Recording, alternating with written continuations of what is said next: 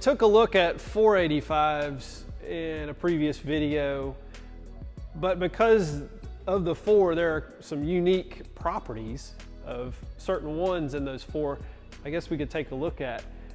This is one of them, and the color is definitely one that pops to begin with, right? It's very 80s with the gold, with the blue and everything else, and this particular car just is, I think, it just is a standout, because most of the Saleens that are of this era, we covered in another video, are usually black, white, or red. Yeah. And to find a blue, they did very, very few blue cars. Most likely this was ordered by an individual through the dealership. I highly doubt this was a color that the dealer's like, hey, let's get that and put that out and we're gonna sell it. Well, yeah, even with Ford, just regular production, black, white, red sells the most. Those are the This came numbers. from a dealership in Southwest Virginia. Same thing with the black and gold car that we have.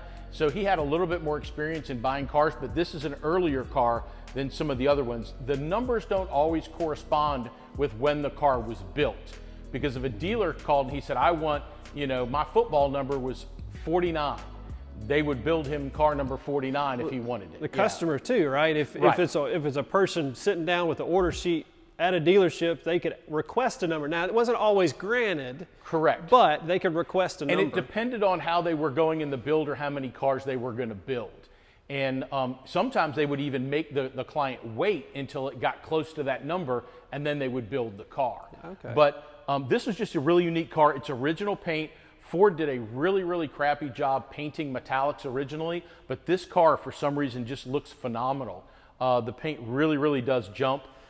This particular car has been owned by several friends of mine through the years, and I finally got my hands on it a few years ago, and it's not going anywhere for a while. I think it's what we talked about even off camera, the blue and gold on this, and it's a unique, like usually the wheels match the stripes, but not on this car. It's got the blue stripes, gold wheels, gold lettering, and a gold windshield banner. So, correct. Yeah. And that was a little bit weird, but yet it's got a silver horn button and a silver shift knob.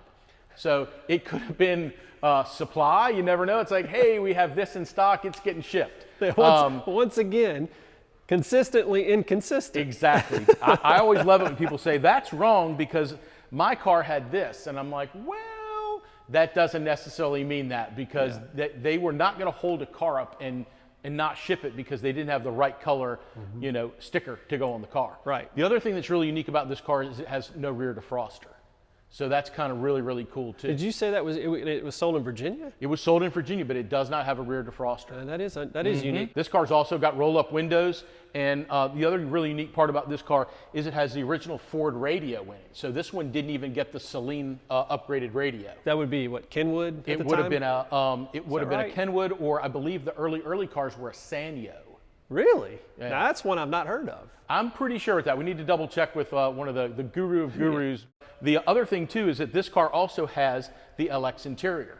So it's got the real cushy seats, and it's blue.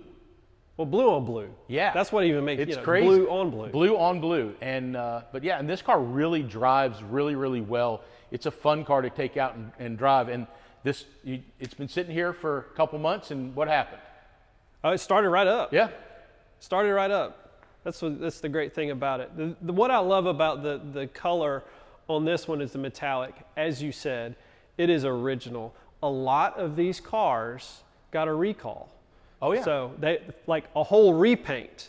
Well, cars that didn't even quote unquote need a repaint, there was a problem with the paint peeling off of it, and the people were worried that, oh my God, if I don't take this thing and get it done, if the recall's over and I'm washing it and I hit it with the hose and all the paint falls off. So they took perfectly good cars in and had them repainted. Yep. So for it to have all original paint, it adds a lot of value to the car. That's one of the key things that we look for when we buy a car for our own personal collection is an original paint car. Yeah. Yeah. And like we said in an earlier video, these paints are acrylic enamel. So if they are cared for, the car's properly stored, the paint will last a long time. Yeah. But unfortunately, a lot of them don't. But I just wanted you to see the car. I wanted our watchers to see the car and be able to pull it out, because with the last video that we shot, it was sort of in there with some other stuff, and it's it's neat to have something that's unique and it stands out. Kind of like you, Bob. Yeah, well, you just said watchers instead of viewers, so. Oh, I'm sorry. That shows how old I am.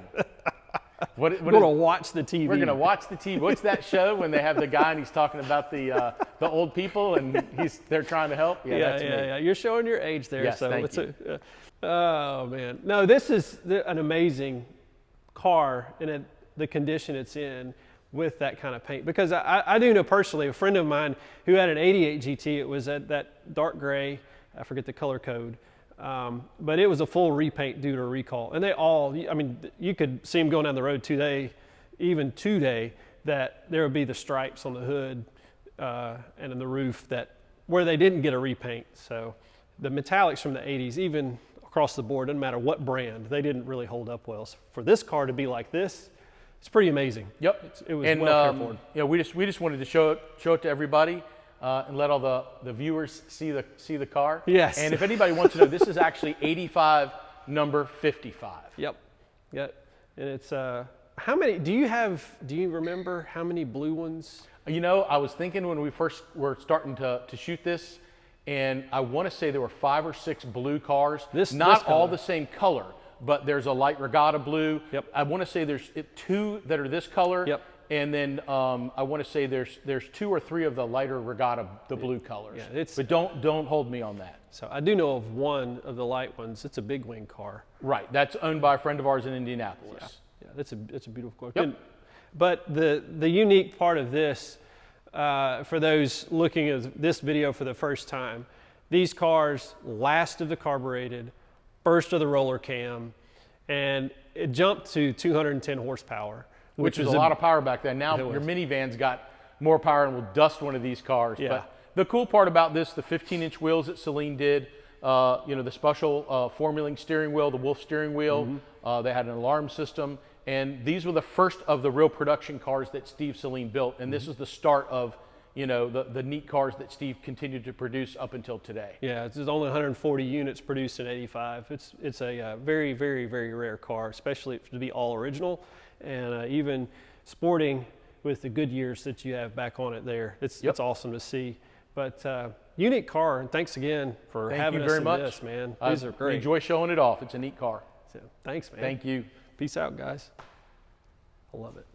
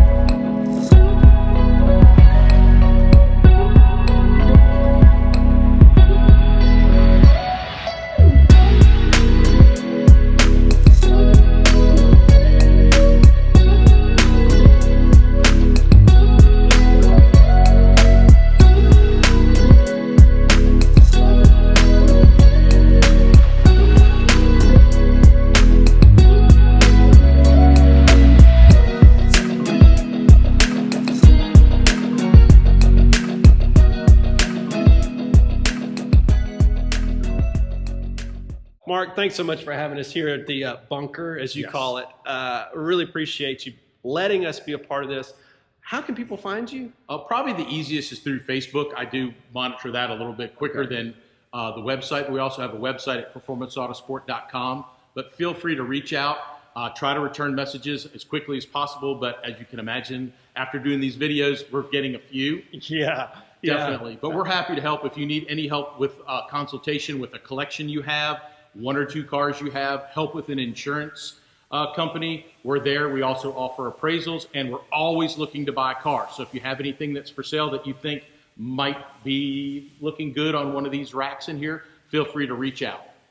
Thanks so much for having us here, man. Reach out to Mark. Be sure to go to puristmotorsports.com. There's some content there. We're trying to get a lot more there. That's why we're working with Mark. We want to bring information to you all of stories. There's a couple of stories of cars that have been rescued. One in particular is a Saleen. The other one is a full-on, dead-on, accurate clone. You got to check it out. So go to puristmotorsports.com and make sure you subscribe. Also, if you want us to come out and look at your collection or help, reach out to Bob, because we're more than happy to come out and feature your collection or your group of cars. Yeah, it'd be fun. That would be a great time. Thanks, Mark. As always, whether you're driving them or restoring them, always enjoy them. Peace.